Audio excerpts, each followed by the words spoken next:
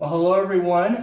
Thank you and welcome for joining us again on another edition of the Good Life Small Business Podcast. And I am joined today by Karmen Wilterding, who is the owner of Kearney Massage Day Spa. So Karmen, thanks for joining us. Yes, thanks for having me. So let's get into it here a little bit and learn more about you. What are some books that you are reading right now or listening to that you want to share with us? Okay, definitely reading, and I do this weird thing where I go to the library every week, and I've done this for years. You can ask my family, and you've probably seen them on my coffee table because your family hangs out with my family. Right. But I go to the library and I get like 2 to 3 cookbooks, and Nice. they have to have pictures in them because I take them home and I look through them like magazines. Yeah. And I do obviously make some things if I find something that I want to make, but I'm in the stress relief business, and so you know me, I'm a foodie. I actually feel weird that we don't have a charcuterie board in front of us right now because when we get together we're eating some sort of goat cheese on crackers. Yep. But I love to cook, I love to bake. It's what just helps me chill out and relax. And so I do that, and I'm doing that. What else am I reading? I would say a big part of my life, is my faith. And so I feel like I have to say the Bible, and I know that's so cliche because I'm a pastor's wife, but I do read it pretty much every day. But I am doing this really cool thing this year because I'm reading a 1-year Bible reading plan, and I'm reading it in chronological order, and I've never done that before, and I'm learning so many cool things. And then I followed up with the Bible recap, which is a podcast, which I Very good podcast. Yes, it's really good, and I love it because she goes in and obviously recaps what you just read, but she also helps you understand it, and I just love that. Yeah. And then I'm gonna follow it up with complete smut. I'm reading the new Twilight book. So Twilight came out 15 years ago, and I was in my 20s, and I was a young mom. I didn't have a smartphone back then.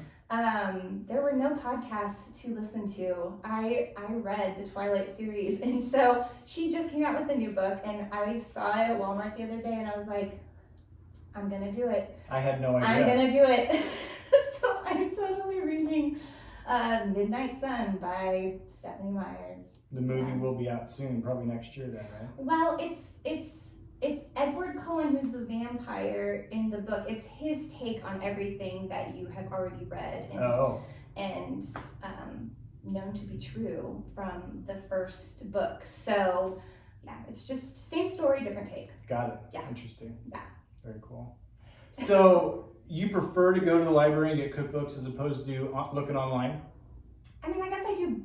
I look online if I need to find something really quick to make. But if I want to be inspired and take time with it, I don't know. I like to go to the library and actually flip pages and look at pictures.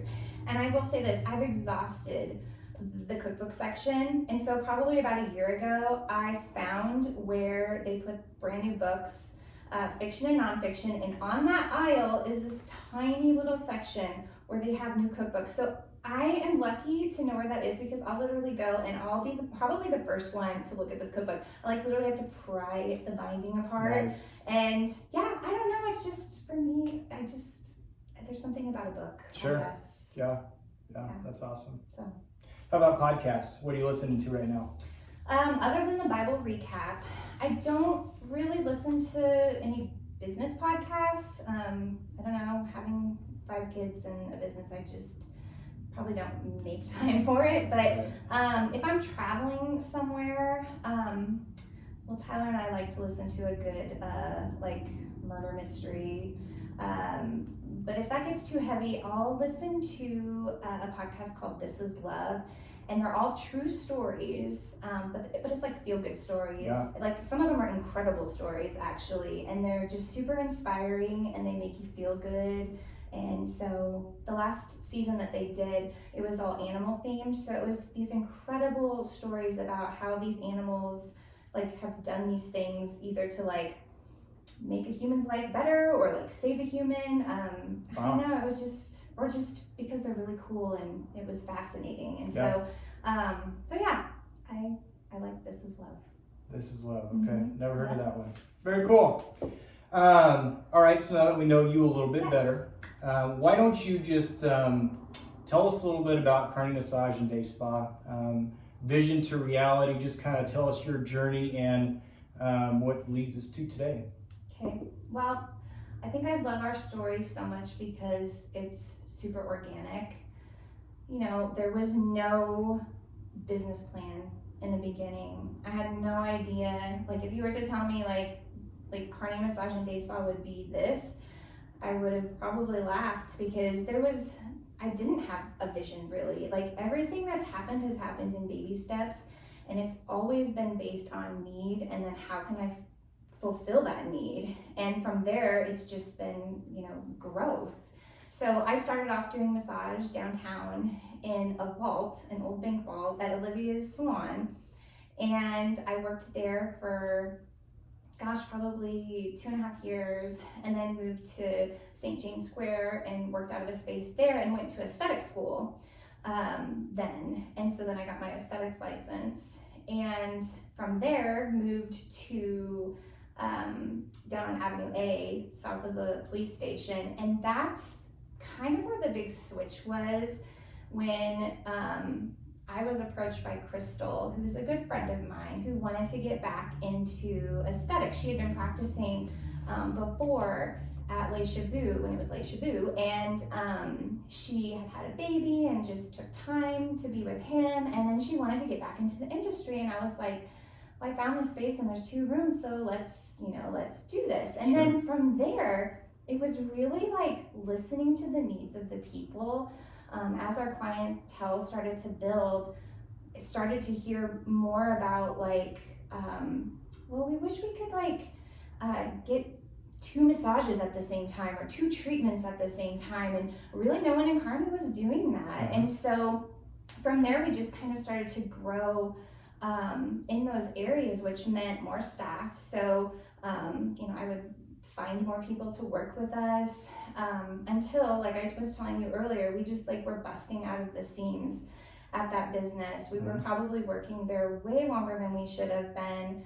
And then I found this space and it just met all of our needs. And couples massage was one of the things that we kept hearing about from people that they wanted.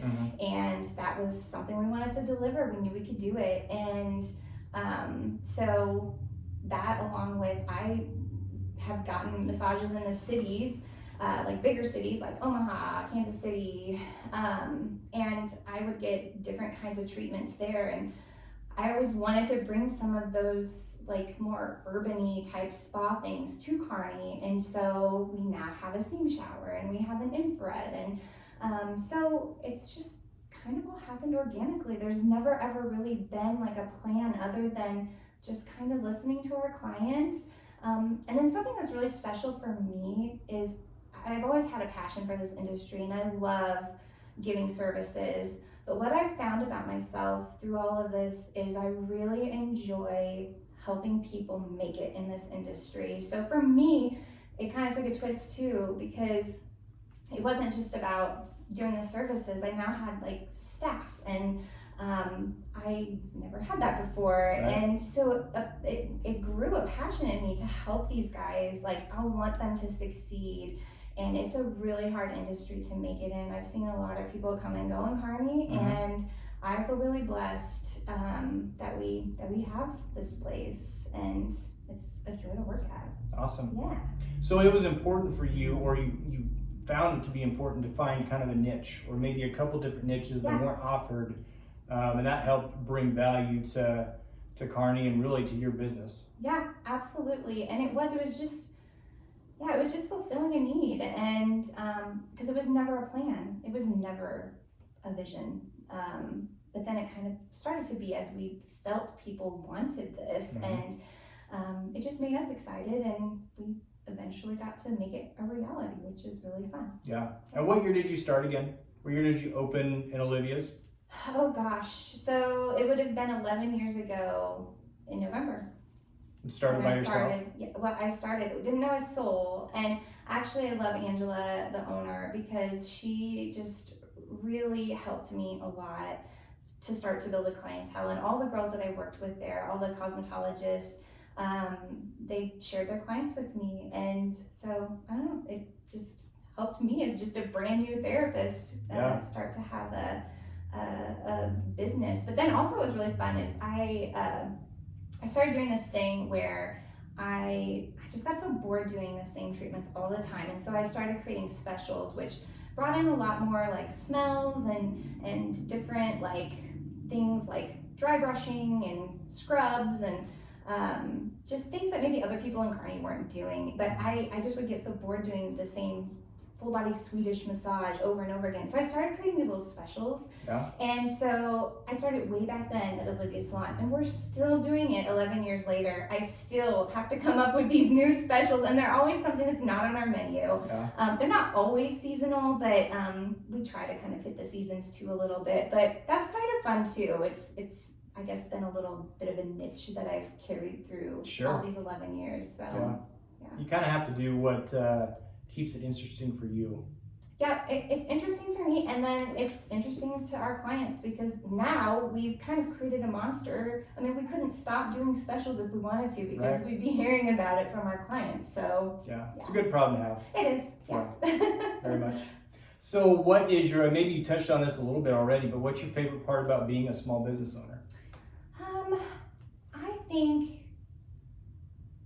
I think being true to yourself, you have that freedom to make your business what you want it to be. Mm-hmm. And for me, I guess that's always been about relationships. Some of my clients have been with me for like 10 years. And the relationships with my staff, like they're super important to me. And I want them to have the freedom to do whatever they need to do to make clients happy. And I feel like you can do that in a small business. It's not like you have someone, you know, telling you like, this is the protocol, this is how we do things. Like you do get the freedom to kind of do what you have to do to make the client happy, but you can also be yourself.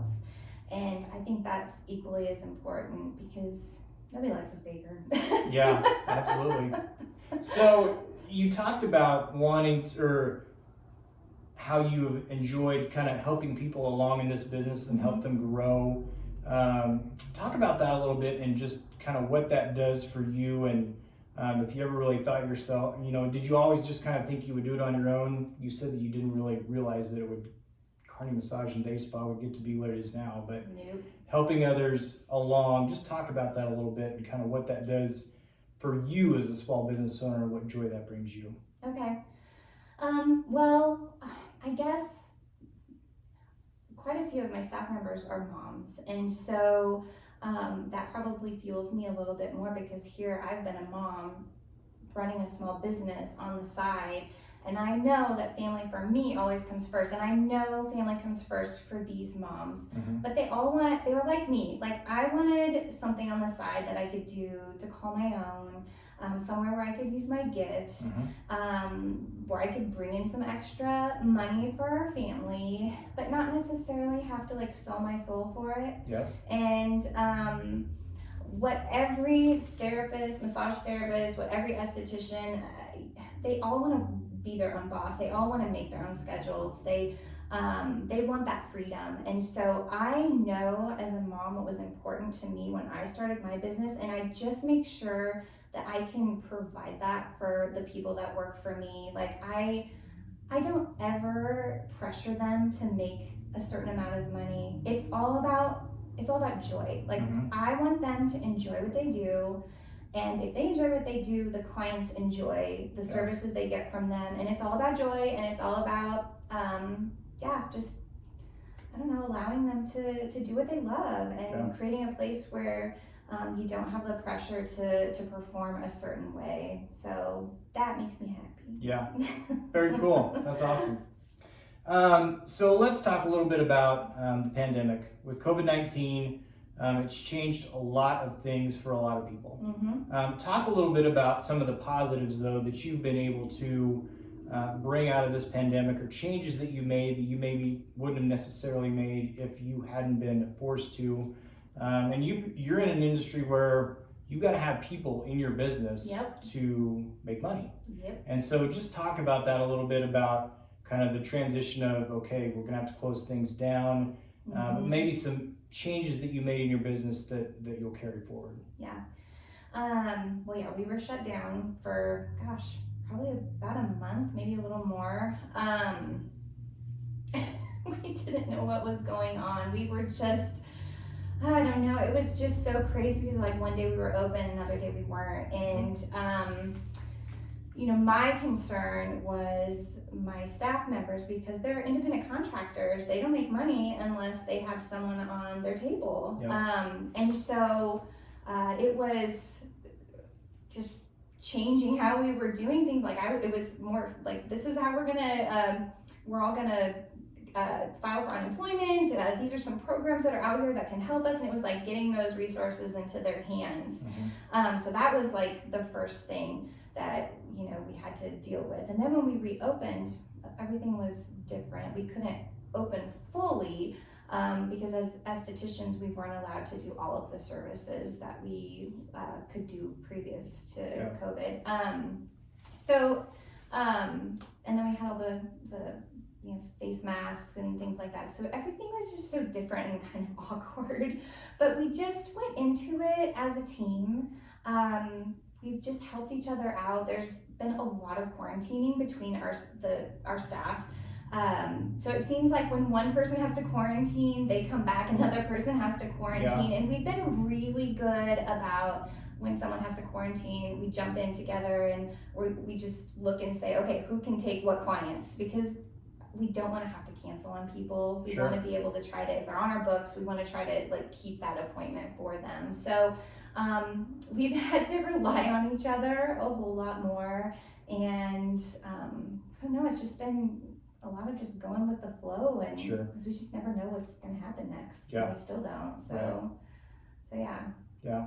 So did that, in that time where you had to come together and kind of figure things out, did that help grow your team in a way that you maybe wouldn't have before? We just kind of all had each other's backs. I feel like we do anyways, but even more so, we just were looking out for each other, and we're just trying to do whatever we can to just keep business going. Yeah. And not have to, like I said, cancel on people. So absolutely. And we do have to go with the flow because, you know, because we can't properly social distance, you know, like we're touching people during a service, it's, you know, we had to let our cancellation policy pretty much go, because we're not going to make someone pay for an appointment if they have been exposed to COVID. I mean, that's just silly. So there's been some things that we just had to, you know, relax. And the thing is, we just keep reminding each other, like, we're not the only business this is affecting. And so just putting things into perspective,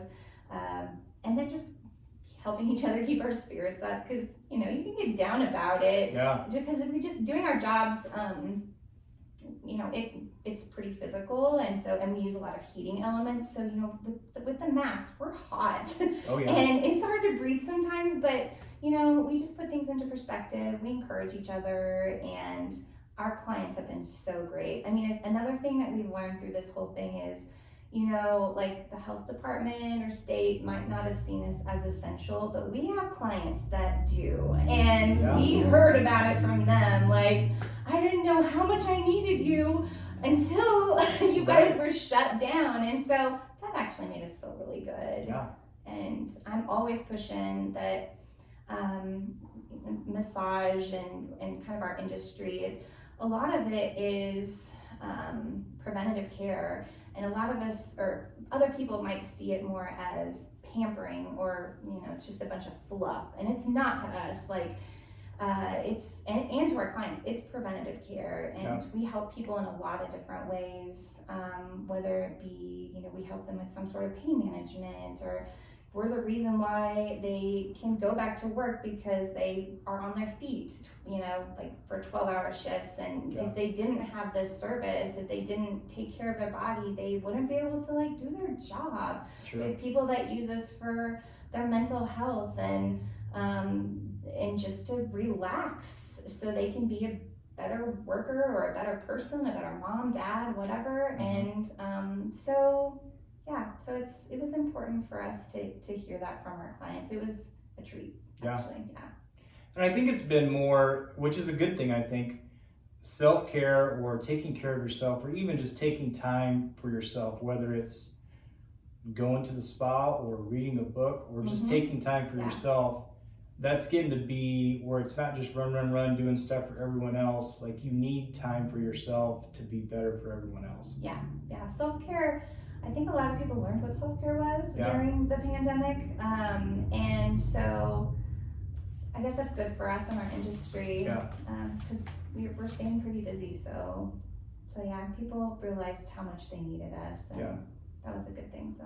And it seems like your industry is changing a lot. Or there's new things that are coming in as far as treatments that you can provide, or just different things like your sauna, or I'm not up on your industry as far as the things you can provide, but there's probably a lot of study in just kind of knowing about maybe this is something that you want to do, or things that you can provide.